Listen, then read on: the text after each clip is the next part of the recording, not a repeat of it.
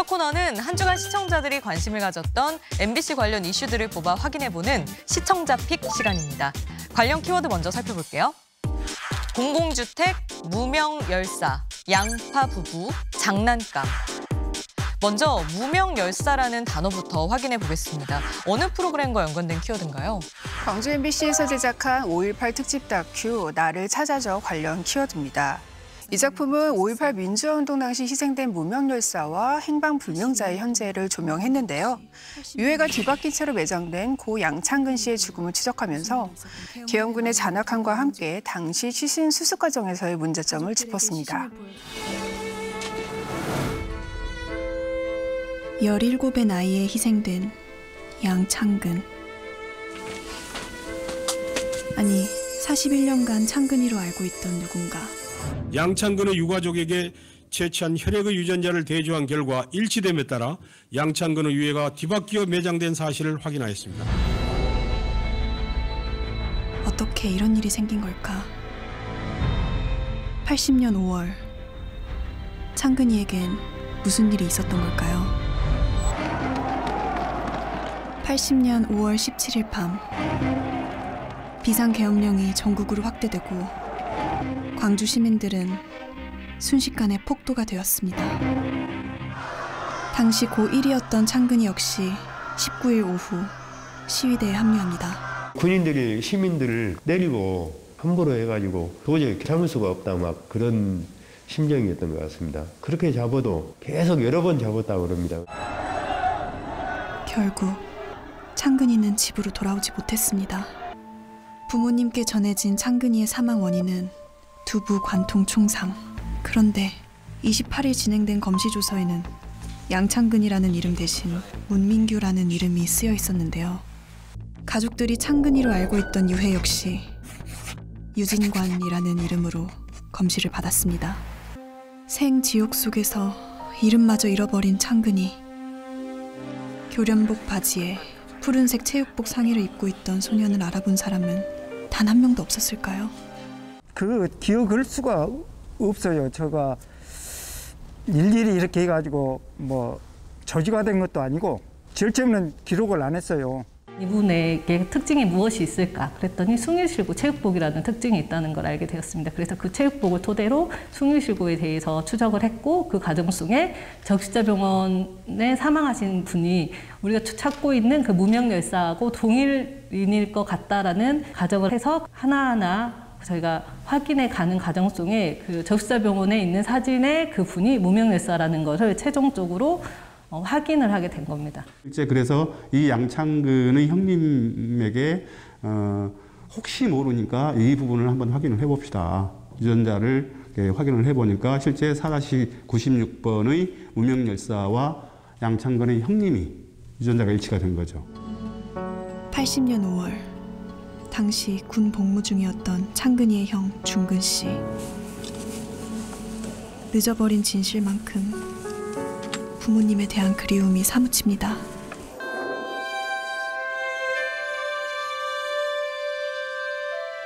아직 신원을 밝히지 못한 3명의 무명 열사들.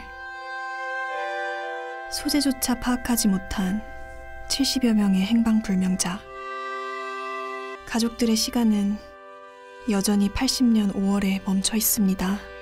이날 방송을 본 시청자들 반응도 궁금합니다. 네, 댓글 살펴보면요. 광주 사는데 문화전당 분수대 지나갈 때마다 마음이 안 좋네요. 행불자분들 빨리 찾을 수 있길 간절히 바랍니다.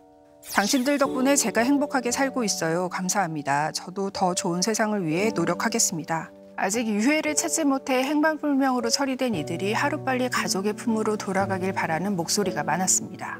현재 행방불명자 가족회마저 사라지면서 희생된 이들의 소재 파악이 더 힘들어졌다고 합니다. 이런 상황에서 국가의 적극적인 노력이 얼마나 필요한지 잘 보여준 다큐였던 것 같아요. 무명 열사의 이름을 찾아가는 과정에서 80년 5월 광주에서 어떠한 만행이 자행되었고 또 살아남은 자들이 이를 어떻게 수습하려고 애쓰는지 잘 보여준 다큐였어요. 문민규에서 유진관으로 마침내 진짜 이름인 양창근을 되찾기까지 벌어졌던 상황이 어린 소년에게 일어났던 일이라고는 믿기 힘들 정도로 정말 가혹해서 가슴이 아팠는데요. 당시 검안위로 이름이 올라갔던 의사를 인터뷰를 했더니 심지어 이 의사의 이름마저도 도용되었다라는 새로운 사실도 밝혀졌는데요. 임의로 막 친 것 같은데요. 오랜 시간 동안 굉장히 여기저기 조각나 있던 자료들을 일일이 대조했던 진상규명조사위원회의 노력이 엿보였던 대목이었어요. 또 방송 말미에 당시 계엄군의 증언을 간절히 바란다라는 이 유가족들의 목소리가 있었는데요. 나는 자세하니 모르지만은 그 양반들은 알거든요. 제발 누가 알면 좀 그 자리 좀 가르쳐줘서 찾으면 내 그거 진짜 원이요. 이 목소리를 통해서 여전히 이 행불자 문제가 현재 진행형이고 이를 해결하지 않으면 앞으로 나아갈 수 없다라는 메시지를 명확하게 던져줬습니다.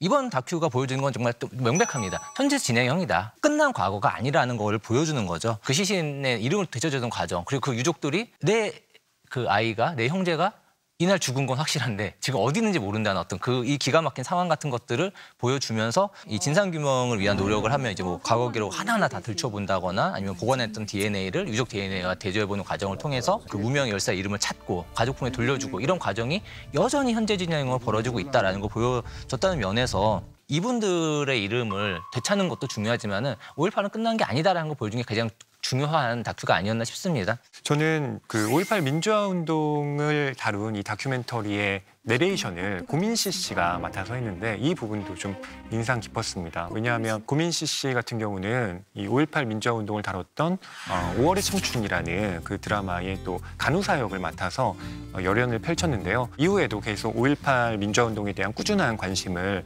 기울인 배우이기도 했고 지금을 살아가는 청춘이 5.18을 다시 이야기한다라고 하는 이 내레이션의 섭외 자체가 제작진의 의도가 빛났던 부분이라고 생각하고요. 이 프로그램은 164회 이달의 방송기자상을 수상했는데요. 수상평이 장기간의 제작 기간에 걸쳐서 역사 바로잡기라는 언론의 책무를 수행했다라는 거였는데 그 말이 딱 맞는 방송이었다는 생각이 들었습니다. 네, 40여 년이 지났지만 5.18 유가족은 여전히 1980년 5월 그 시간에 멈춰 있습니다. 무명 열사와 행방불명자들이 더 늦지 않게 가족의 품으로 돌아갈 수 있도록 방송을 통한 지속적인 관심이 이어지길 기대해 봅니다. 다음 키워드는 장난감입니다. 허희 위원이 준비하셨죠? 네, 5월 21일 방송된 물건 온 아빠들 관련 단어입니다. 이날은 칠레 아빠 로드리고와 두 아들의 일상이 그려졌는데요.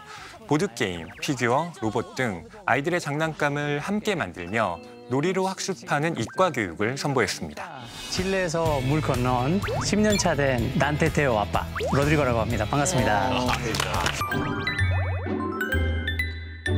귀여운 거 이게 페인트 하고 왔거든. 그래서 이거를 연습을 할 거야 우리.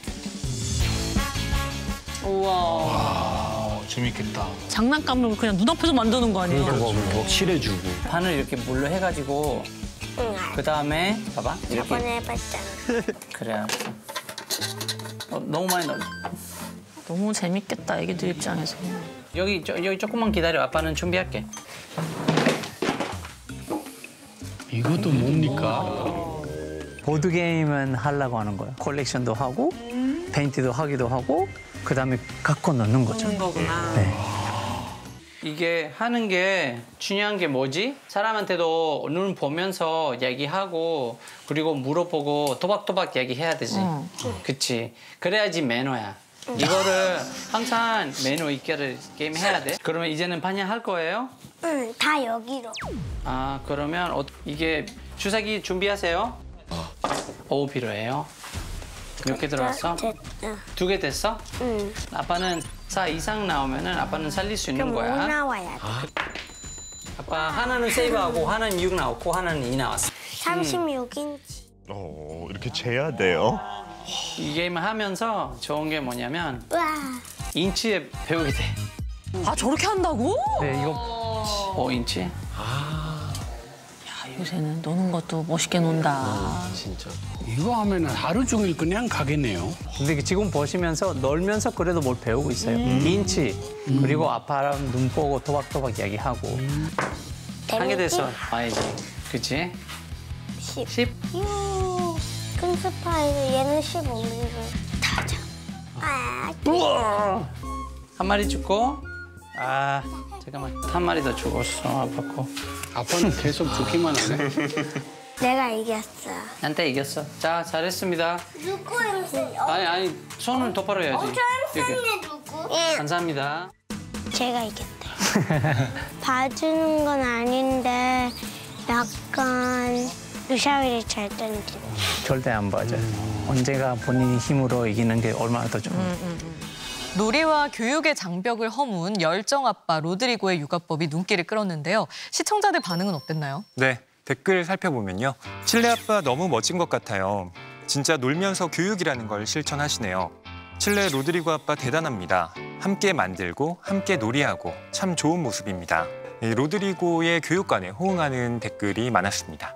부모들에게 있어서 아이들의 교육과 놀이가 늘 고민인 만큼 관심 가지고 지켜본 사람도 많았을 것 같아요. 저는 개인적으로 이 보드게임 장면이 굉장히 인상적이었었거든요. 이제 김봉곤 훈장이 아니 나는 아이들이 게임하는 것도 싫은데 심지어 아버지 같이 하냐라고 얘기를 했는데 예전에 부모들이 가지고 있었던 그 생각이 김봉곤 훈장과 크게 다르지 않죠. 근데 요즘 같은 경우는 게임을 안 하면 또 아이들이랑 또 소통하기도 어려운 부분들이 있고 게임을 제한할 수 없다면 어떤 게임을 유도하는 것이 좋으냐가 사실 지금 이제 뭐 교육하는 분들도 그렇고 이제 부모들도 이제 그 고민하는 바인데 거기에 대한 되게 좋은 예시가 아니었나 싶어요. 보드게임이 어떤 룰에 대한 이해가 필요하고 또 그 룰에서 파생된 어떤 전략에 대한 이해가 필요하고 또 상호소통 작용이 필요하잖아요. 방송에서도 로드리고 씨가 되게 강조했듯이 뭐 매너나 대화 같은 것들이 되게 필요하고 상대방의 눈을 맞추면서 그런 의미에서 이날 보드게임에 대한 그 장면이 로드리고 씨 자체도 거기에 대한 철학이 명백했었던 것 같은데 단순히 그냥 어떤 신세대 아빠의 별난 취미 뭐 아이랑 이렇게 재밌게 놀아요라기보다는 어떤 그 교육의 일부라는 맥락을 보여준 게 굉장히 좋았던 것 같습니다. 로드리고 씨가 이제 열의를 갖고 아이들과 소통하는 모습들, 또 놀이를 통해서 예절을 알려주는 모습들, 이게 저한테도 좀 앞으로 자녀 교육을 저렇게 해야 되겠구나라는 생각을 하게 만들었는데요. 3D 프린터를 활용한 그 취미를 아이와 함께 하는 이 모습, 사실 아빠의 취미와 아이의 교육을 함께 한다는 게 결코 쉬운 일이 아닌데 이걸 이렇게 선순환 구조를 가지고 할 수도 있구나라는 걸 좀 깨닫게 됐고요. 로드리고 씨가 아이들에게 뭔가를 알려줄 때 최대한 원리에 입각해서 이게 어떻게 작동하는지를 알려주려고 노력을 하는데요. 이것도 뭐 지금 당장은 알아들을 수 없다 할지라도 아이가 이걸 차근차근 습득하면서 어떤 배움을 얻게 된다라고 하는 그런 깨우침도 얻었습니다. 저는 이제 좋은 말씀을 많이 해주셔서 약간 아쉬운 얘기를 하자면은 로드리고 씨처럼 캐릭터가 굉장히 뚜렷하고 또 이야깃거리가 많은 아빠들이 등장할 경우에는 상대적으로 아이들의 이야기가 묻힐 위험도 있는 것 같아요. 시청자 댓글편에서도 대단합니다. 이런 평이 많잖아요. 스튜디오의 리액션도 그렇고 열정 아빠가 얼마나 열정적으로 아이들을 육아하는지 이런 모습에 초점이 맞춰져 있었던 것 같아요. 아빠와 함께 셋이서 같이 교류하는 장면들 좀 상대적으로 비중이 적었던 게 아닌가 싶고 글로벌 육아 반상회라는 컨셉트를 표방하고 있는 프로그램이라는 점을 다시 한번 생각을 한다라면은 그 아빠의 캐릭터가 너무 중심이 되고 또 그 패널들과의 어떤 토론이라든지 이런 것보다는 리액션 위주로 이야기가 진행이 된 것이 굉장히 좀 아쉽게 느껴졌습니다. 다음 키워드는 공공주택입니다. 어느 프로그램과 연관돼 있죠? 5월 15일 방송된 MBC 다큐 프라임 관련 단어입니다. 당신은 어떤 집에 살고 있나요? 일부가 방송된 이날은 평소 집 구경을 좋아하는 방송인 박미선 씨가 출연해 공공주택에 살고 있는 다양한 가족들을 만나 집에 대한 다채로운 이야기를 나눴습니다. 가장 먼저 찾아간 곳은 청주. 안녕하세요. 집 구경 좀 하러 왔어요. 초대해 주셔서. 감사합니다. 들어가도 되겠습니까? 네. 흔한 페인트 칠 한 번을 하지 않고 지어진 당시 그대로의 모습. 낡았지만 어디 하나 망가진 곳이 없습니다.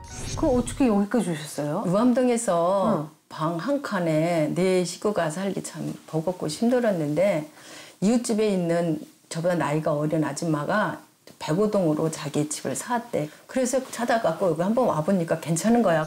집이 나이를 먹는 만큼 아이들도 같이 성장했습니다. 그러면 이제 어린 시절에 자제분들 이제 일로 데리고 와서 학교 다 보내고 그 시절 하면 떠오르는 기억 중에 뭐가 제일 기억에 남으세요? 여기 이제 계단 청소를 5층에서부터 물을 벌어. 여기 직접 계단 청소를 했었어요. 5층에서부터 그 엄마가 웅구 엄마야. 웅구 엄마가 위에서 이렇게 물을 버리면 나도 볼 버리고 날 버리면 3층 다 버렸어. 5층부터 밀고 내려오면 이제 4층에서 나가시고. 요즘 같아서야 상상할 수 없지만 아파트 청소 인력이 없던 그 시절에 계단 대청소는 빼놓을 수 없는 행사였고 을의 뒤풀이로 이어졌습니다. 고만고만하게 어려운 살림 형편이었지만 비슷한 또래들을 키우며 많은 것들을 나눴던 이웃들은 대부분 이 아파트를 떠났습니다. 나에게 집이란 이 가족에게는 어떤 의미일지 궁금하거든요. 나에게 집이란 인생의 전부죠. 왜냐면 여기서 이렇게 내 나이 먹도록 이만큼 살았잖아요. 근데 지금 이 나이 먹었는데 어디로 가라오면 서글플 것 같아요. 실례하겠습니다. 사랑꾼 남편의 정성이 가득 묻어있는 이 집은 저소득층의 주거 안정을 위해 마련된 국민 임대 아파트. 월 임대료 27만 원으로 최고 30년까지 거주할 수 있습니다. 남편분이도 집안일도 많이 도와주시고. 5시가 딱 되면 퇴근해가지고 그 당시에는 연탄불로 살았잖아요. 네, 연탄. 그 여자가 연탄 가기 힘들잖아요. 네. 그 내가 다 연탄 다 갈아주고 그거 다 하셨어요? 그 일과했어요, 제가. 건설회사에 다니던 남편이 뇌경색으로 쓰러진 건 20년 전. 글만 쓰던 아내는 졸지에 생계를 책임져야 했지만 쉬운 일이 아니었습니다. 제가 평생 돈을 벌어본 적이 없는 거예요. 원래 글을 쓰신다면서. 뭐 나가서 뭘 해야지 그런 생각을 못 하는 거예요. 거기다가 또 제가 또 병에 걸렸어요. 어디? 유방암에 걸려가지고. 아이고 이래저래. 네, 그래서 파산 신청하고. 네, 그래서 이제 집 팔으니까 1,500만 원이 남는 거예요. 대출받고 다 해보니까. 네. 개념이 없었는데 그 지혜로운 친구가 어드바이스를 해주는 거예요.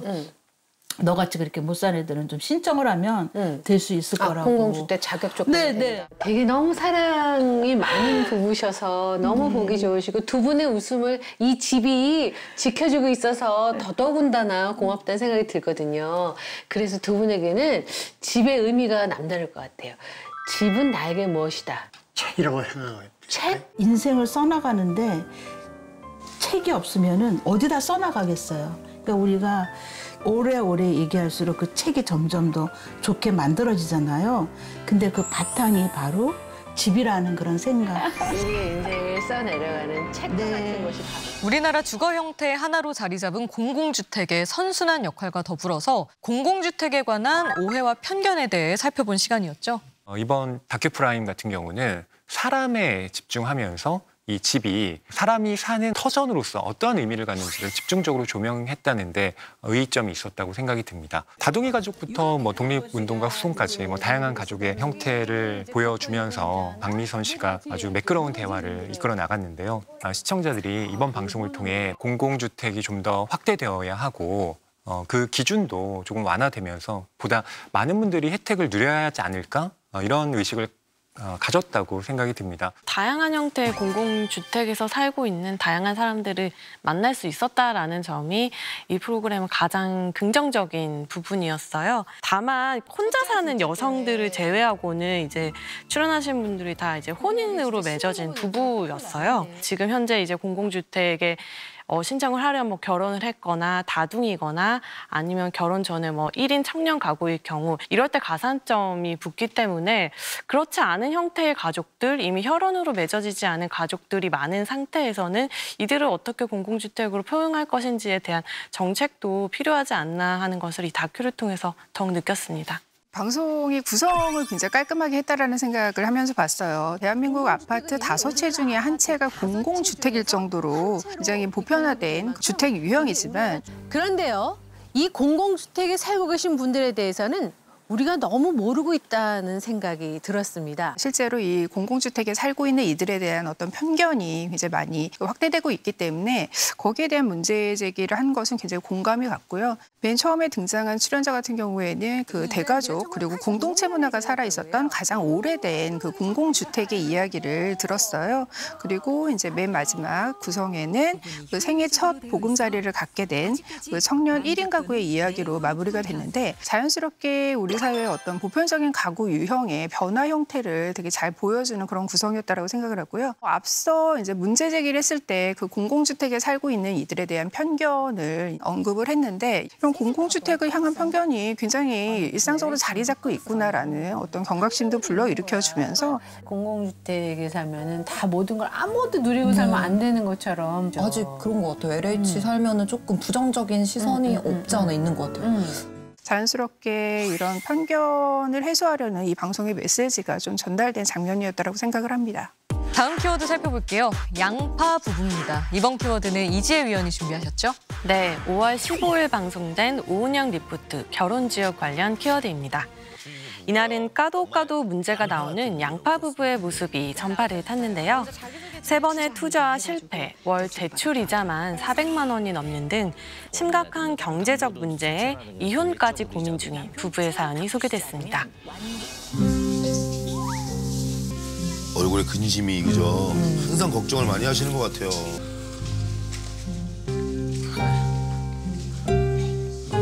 얘기 좀 했으면 해서. 자기가 어제 아침에 얘기하던 거 있잖아. 뭐? 빚 베트남에 투자를 하는 거였는데 뭐 2억인가 이렇게 대출을 받았다 하더라고. 이자만 그것만 400이더라고요. 400. 이제 국내에서 이제는 한 2번 정도의 실패가 있었어요. 실패가 있었고. 투자 여러 번 하신 거예요? 그렇죠. 한 3번 정도 한 거예요. 네. 열람을 해보면 되잖아, 본인이. 나는 같이 얘기하고 싶어 그러는 거 아니야. 확인도 같이 하고.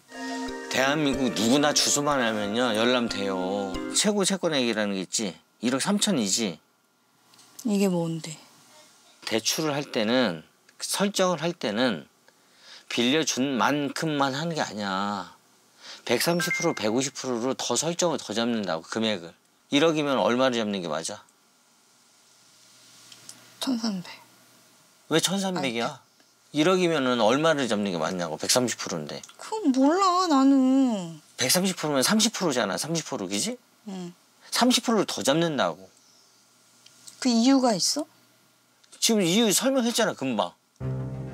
걔가 이런 거를 이해를 못 하는데 뭐라고 얘기를 하냐고.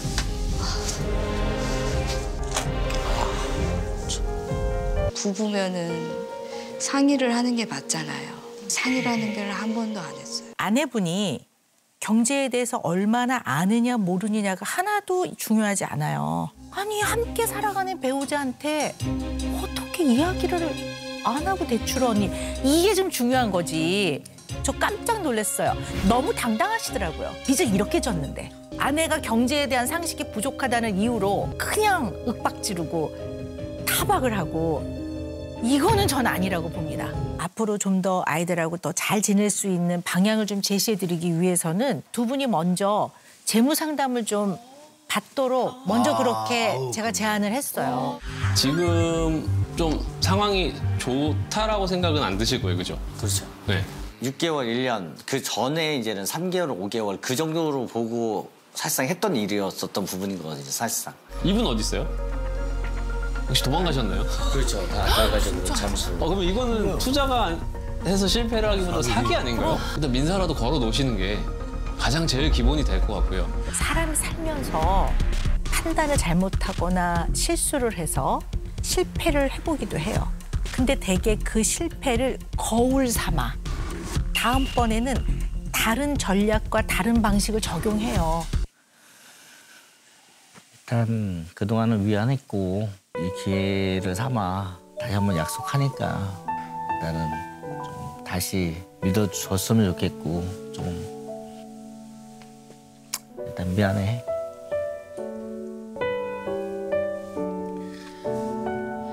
약속할게.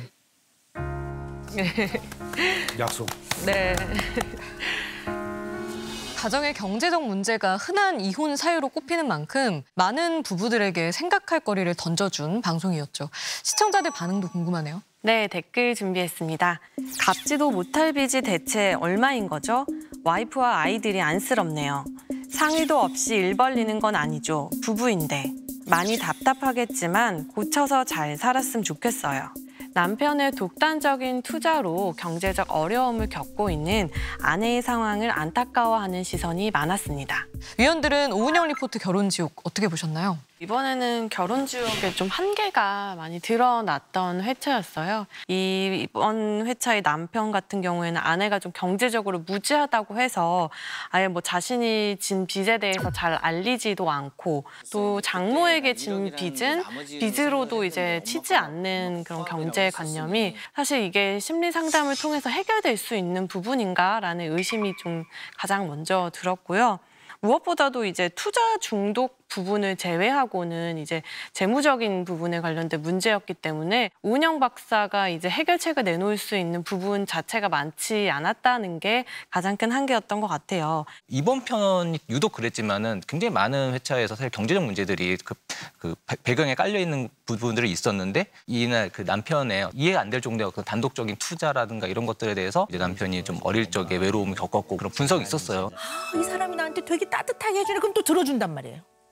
하지만 이 남편은 분명히 경제 공동체 파트너에게 아무 상의 없이 독단적 행동으로 거의 5억에 가까운 빚을 졌고 사실은 상대를 되게 무시로 일관하는 어떤 그런 태도들 어떤 그런 것들에 대한 어떤 책임의 문제가 심리적 차원으로 환원을 하려고 할수록 문제의 본질에서 멀어지지 않나 그리고 이것이 갈등을 제대로 직시하기보다는 봉합하는 방향이 되지 않나 싶습니다. 사실 거의 이번 회차 같은 경우는 그 재무 설계사가 마지막 솔루션까지 같이 나왔어야 되지 않았을까 싶을 정도였고 또 이런 식의 그 다층적인 문제 해결을 위한 그 고민 그리고 다른 전문가 조언 같은 것들이 이번처럼 되게 명백히 필요한 경우들이 있거든요. 그럴 때 그런 것들을 좀 더 적극적으로 활용할 필요가 있지 않을까 싶습니다. 이런 경제적 문제가 부부 문제에 있어서 굉장히 중요한 갈등의 핵심을 차지하는 사례가 많기 때문에 결혼 생활의 문제점을 다루려면 피해갈 수 없는 문제라고 생각을 하거든요. 이 남편이 잘못을 저질렀어요. 근데 그 아내가 더 속상했던 거는 자신의 책임을 잘 인정을 하지 않고 자꾸 회피성 발언을 하고